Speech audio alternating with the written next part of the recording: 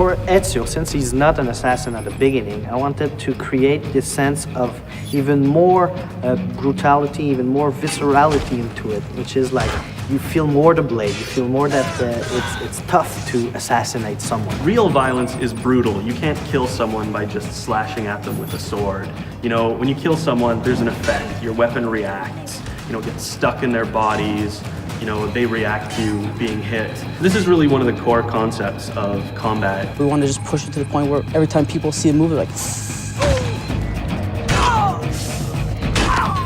or you want to show your friends. So you bring them over and you say, look at this movie, you do it, and they're all like, oh my God. That's what we wanted to bring.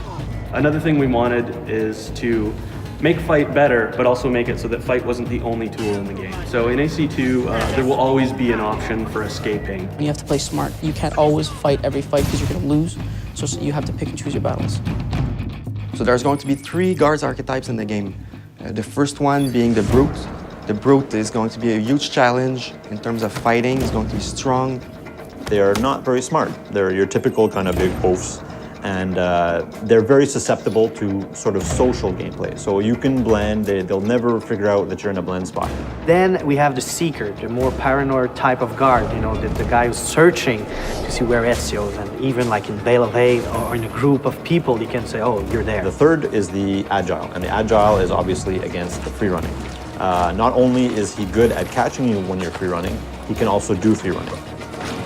The other thing that's really cool about the archetypes is that each one uses a special weapon. You can actually steal people's weapons now. By stealing the archetypes' weapons will unlock a whole new set of combat attacks. Okay, this is a type of guy, he has a spear, you know, spears are long, so I can grab it and take it from him and kill someone else. Whereas a Brute is heavily armored and you can pound on it all day long with your weapon and not really get anywhere. You've got to be clever to beat those kind. We made a technology that basically allows an AI to say, oh, okay, instead of just fleeing down a street, if I'm capable, why not flee up a building or flee up a ladder or flee across free running elements or boats or whatever?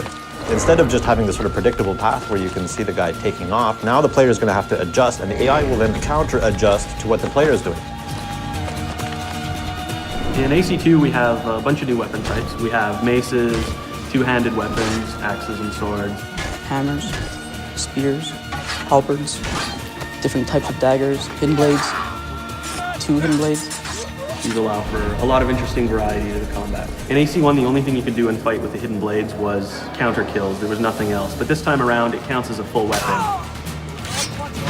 You're going to want to be more visceral. You're going to want to attack. You're going to want to kill. You're more of a badass.